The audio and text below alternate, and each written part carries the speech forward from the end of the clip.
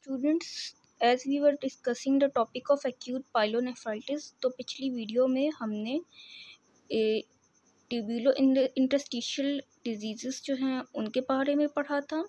Acute pyelonephritis में उसकी pathology, उसकी कॉजेज़ पढ़ी थी। And now we are moving towards the morphological features in the case of the acute pyelonephritis कि एक kidney which is suffering from the acute pyelonephritis affected by the acute pyelonephritis, उसमें किस तरह के morphological features हमें देखने को मिलेंगे।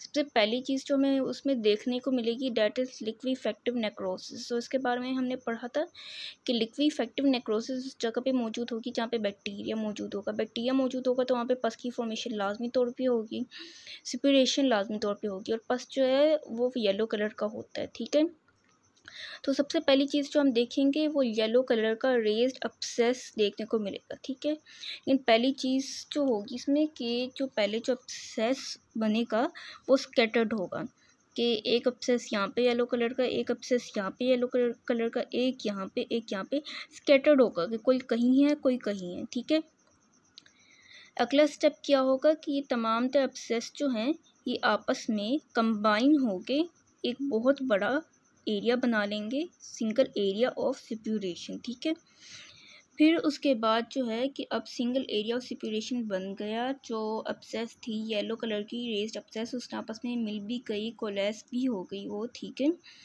अब क्या होगा कि ये जो है अब्सेस येलो कलर की ये पहले एक्यूमुलेट होना शुरू हो जाएगी into the lumina of renal tubules. Lumina जो है वो होलो स्पेस होती है किसी भी ऑर्गन की, किसी भी ट्यूब्यूल की या किसी भी बॉडी टिश्यू की एक्सेट्रा। ठीक है, तो यहाँ पे जो है अब्सेस की एक्यूमुलेशन हो जाएगी। पहले तो अब्सेस जो है it would be limited to the tubular lumina, लेकिन जब ये अब्सेस यहाँ पे इन द ट्यूब्यूलर ल्यूमिना बढ़ती जाएगी तो रीनल ट्यूब्यूल के बाहर क्या पड़ी हुई है, इंटरस्टिशियम ऑफ किडनी। ठीक है, जब ये बढ़ती जाएगी तो रीनल ट्यूब्यूल्स इस अब्सेस को होल्ड नहीं कर सकेगी और रीनल ट्यूब्यूल्स बर्स्ट हो जाएंगे और ये अब्सेस जो है वो बर्स्ट होकर निकल जाएगी into the interstitium of the kidney. ठीक है, और फिर इंटरस्टिशियम ऑफ द किडनी में भी फैल जाएगी। ठीक है, दूसरी जो चीज़ है वो ये है कि जो हमारे रीनल ट्यूब्यूल्स हैं, अब जहाँ पे बैक्टीरिया होगा वहाँ पे न्यूट्रोफिल्स को तो आना पड़ेगा। ठीक है, ये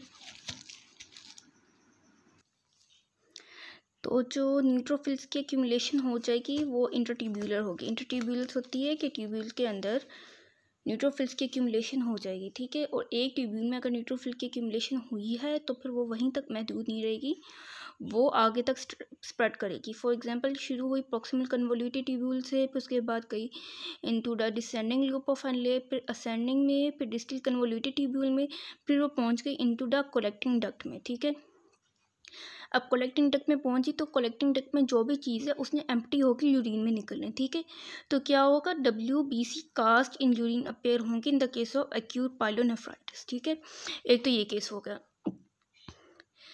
दूसरा केस ये कि अगर जो है ऑब्स्ट्रक्शन हो गई है तो अब्सेस तो नहीं निकल पाएगी। पहला केस जो हमने देखा उसके अंदर ऑब्स्ट्रक्शन नहीं हुई थी तो अब्सेस होते होते होते होते ब्लड में यूरिन में निकल गई। WBCs जो है वो होते होते होते यूरिन में निकल गई। ठीक है, लेकिन अब जो है फॉर एग्जांपल अगर ऑब्स्ट्रक्शन हो गई है, ठीक है, और पस जो है फिर वो ड्रेन नहीं हो सकेगी। ठीक है, और अगर पस ड्रेन नहीं हो सकेगी तो पस जो है वो किडनी के मुख्तलिफ पार्ट्स में जो है वो एक्यूमुलेट होना शुरू हो जाएगी। फॉर एग्जांपल पस एक्यूमुलेट हो जाएगी in the renal pelvis, in the renal calyces और इन द यूरेटर। ठीक है, अगर यूरेटर में एक्यूमुलेट हो जाएगी और इन जगहों पे जब पस एक्यूमुलेट होगी it would result in the condition known as pyonephrosis. ठीक है, पायोनेफ्रोसिस के बाद अब हम चलते हैं एक और मॉर्फोलॉजिकल कंडीशन हमें देखने को मिलती है in the case of acute pyonephritis, that is papillary necrosis. तो पेपिलरी नेक्रोसिस को अब हम देख लेते हैं। अब papillary necrosis, acute pyelonephritis case में पेपिलरी नेक्रोसिस क्या है, एज द नेम इंडिकेट्स कि जो रीनल पिरामिड्स है उसकी जो अपेक्स है उसका नेक्रोसिस जो है that is something known as papillary necrosis.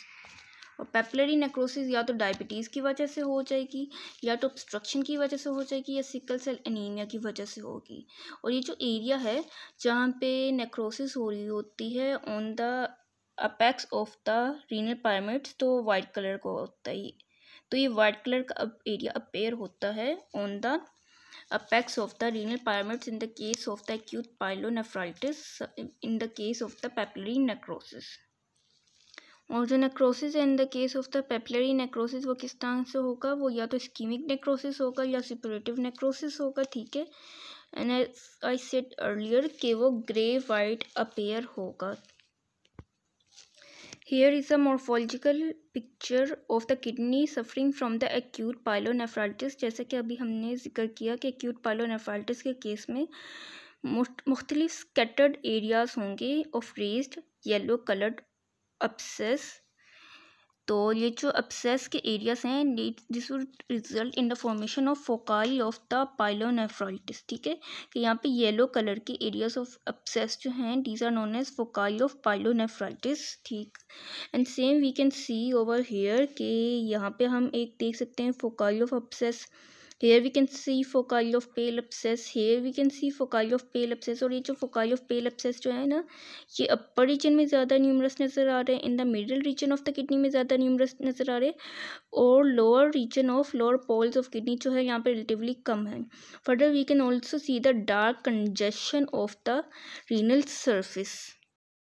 Now अगर एक पर्सन जो है ही और she suffering from the acute pyelonephritis, तो उसके केस में किस किस तरह के क्लिनिकल फीचर्स अपेयर होंगे, ठीक है। मेल्स के केस में कब और फीमेल्स के केस में कब। मेल्स के केस में हमने मोस्ट इंपॉर्टेंट कॉज पढ़ी थी ऑफ एक्यूट पाइलोनेफ्राइटिस के बिनाइन प्रोस्टेटिक हाइपरप्लेजिया होता है। तो जो एबनॉर्मेलिटीज़ होती हैं मेल्स में वो 1 ईयर के बाद ज़्यादा प्रोमिनेंट होना शुरू होती हैं, और जैसे जैसे मेल्स की एज बढ़ती है तो बिनाइन प्रोस्टेटिक हाइपरप्लेजिया की चांसेस इंक्रीज़ हो जाते हैं, एंड सो एक्यूट पाइलोनेफ्राइटिस के चांसेस पे इंक्रीज़ हो जाते हैं। और फीमेल्स में जो एबनॉर्मेलिटी है वो ऑलमोस्ट 40 ईयर्स के बाद अपेयर होना शुरू होती हैं, और 6% प्रेगनेंसीज जो हैं in the female suffering from the acute pyelonephritis उसमें बैक्टीरिया अपेयर होता है। बैक्टीरिया मीन्स यूरिन में बैक्टीरिया का अपेयर होना, ठीक है। बाकी 20 to 40% जो होती हैं वो सिम्टोमेटिक्स होती हैं। अब क्या सिम्टम्स, क्या क्लिनिकल फीचर्स अपेयर होते हैं the person suffering from the acute pyelonephritis. एक तो कॉमन से होंगे कि चिल्स होगा, फीवर होगा, नोजिया होगा, मलेस होगा, ठीक है। उसके बाद जो है जो मोस्ट इंपॉर्टेंट वन है that is pain at the costovertebral angle. वो पॉइंट जहाँ पे हमारे जो रिब्स है और वर्टिब्रा है वो आपस में मीट करते हैं, ठीक है।